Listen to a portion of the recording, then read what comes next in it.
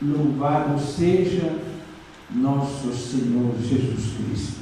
Para sempre seja louvado. Meus queridos irmãos, tempo de Quaresma é um tempo de conversão, mudar de vida. Mas para que isso aconteça, nós devemos tomar consciência. Às vezes tem um pouco de consciência e um pouco de inconsciências.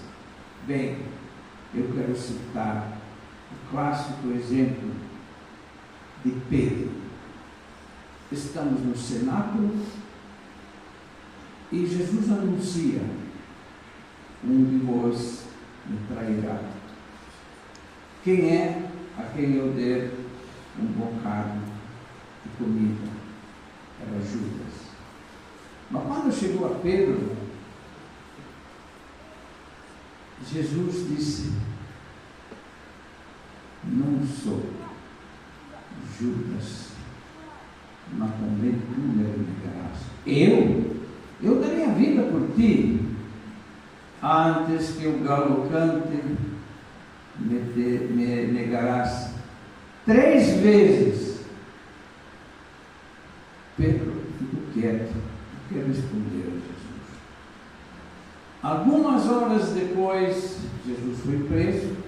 Algumas horas depois, lá no pátio do Sinédrio, estavam lá se esquentando no fogo, e uma serva se aproximou: você também é um deles? Eu não. Chegou outro: ei, a tua fala tem o sotaque de Galileu. Você é também de Nazaré? Você é um nazareno, é discípulo de Jesus? Eu juro não sou. E veio mais um terceiro. Judas não tinha tomado consciência. O galo cantou. Pedro acordou. Mas naquele instante, Jesus, que passava no pátio, olhou para Pedro sem dizer nada, só olhar. Aquele olhar tomou conta de Pedro. Pedro saiu e diz o texto: chorou amargamente. A tradição diz que São Pedro tinha aqui debaixo dos olhos 2 canaletas. Isso é uma lenda, não pode ser verdade, porque ele a vida inteira chorou o seu pecado, ter renegado o Mestre. Umas horas antes, estou pronto a dar a minha vida. Logo depois, que dar a vida?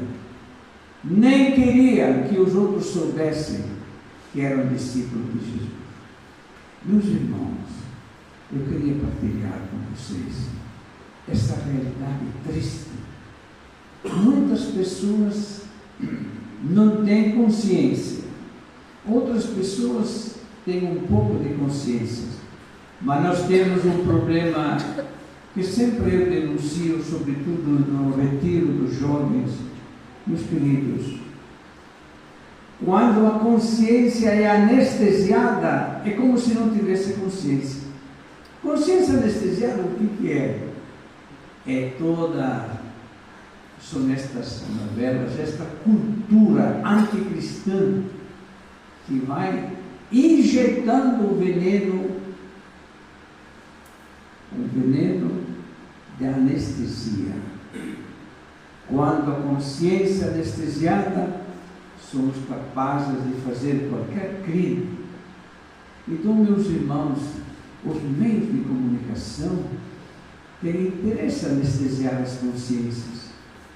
Nós sabemos que a TV Globo espalhou quantas novelas. E estas novelas anestesiaram as consciências. Porque, meus irmãos, nós nos tornamos como os nossos modelos. Você olha lá, é assim? Não pode. As novelas anestesiar as consciências. Este é o maior pecado. Anestesiar uma consciência certamente é o pecado dos pecados. Por quê? Porque além de você pecar, você anestesiando as consciências, provoca um monte de pecados. Meus irmãos, eu queria só partilhar com vocês isso e citar também um exemplo clássico. Davi era fiel a Deus. Davi, usando uma expressão bem popular, pisou na maionese. Davi se apossou de uma mulher que já era casada. Ele até mandou matar o marido desta mulher. E neste pecado estava consciente. É difícil de julgar, mas Deus mandou o grande profeta Natan. Majestade, ele era o rei. Davi, eu soube de um fazendeiro que roubou a ovelhinha do pobre.